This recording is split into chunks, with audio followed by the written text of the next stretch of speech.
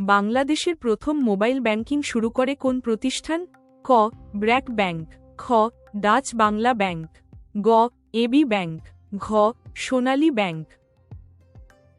বাংলাদেশে প্রথম মোবাইল ভিত্তিক আর্থিক সেবা চালু করে ডাচ বাংলা ব্যাংক। 2011 সালের 31 মার্চ ব্যাংকটি তাদের মোবাইল ব্যাংকিং সার্ভিস উদ্বোধন করে, যা পরবর্তীতে রকেট নামে পরিচিত হয়। এই সেবার মাধ্যমে ব্যাংক শাখার বাইরে মোবাইল ফোন ও এজেন্ট নেটওয়ার্ক ব্যবহার করে ক্যাশ ইন, ক্যাশ আউট ও অর্থ স্থানান্তরের মতো আর্থিক সেবা গ্রহণের সুযোগ তৈরি হয়। ডাচ বাংলা ব্যাংকের নিজস্ব তথ্য অনুযায়ী এটিই ছিল বাংলাদেশের প্রথম মোবাইল ব্যাংকিং সার্ভিস। বাণিজ্যিক কার্যক্রম শুরু হয় 15 মে 2011।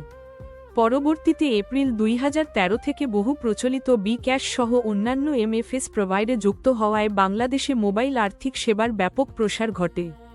বাংলাদেশ ব্যাংকের বর্তমান এমএফএস প্রোভাইডার তালিকাতেও রকেটের প্রতিষ্ঠান হিসেবে ডাচ বাংলা ব্যাংক দেখানো হয়েছে। সঠিক উত্তর খ. Dutch Bangla bank. বাংলাদেশে মোবাইল ব্যাংকিং সেবা চালু করার ক্ষেত্রে অগ্রণী ভূমিকা পালন করে ডাচ বাংলা ব্যাংক। 2011 সালের 31 মার্চ তারিখে ডাচ বাংলা ব্যাংক প্রথম মোবাইল ব্যাংকিং সেবা চালু করে। তাই সঠিক উত্তর হল খ. Dutch Bangla bank. ট্রাই বাংলাদেশের প্রথম ডিজিটাল ব্যাংক কোনটি? ক. বিকাশ, খ. নগদ, গ. রকেট, ঘ. উপায়। আনসার খ. নগদ। সুতরাং বাংলাদেশের প্রথম মোবাইল ব্যাংকিং শুরু করে খ. Dutch Bangla bank.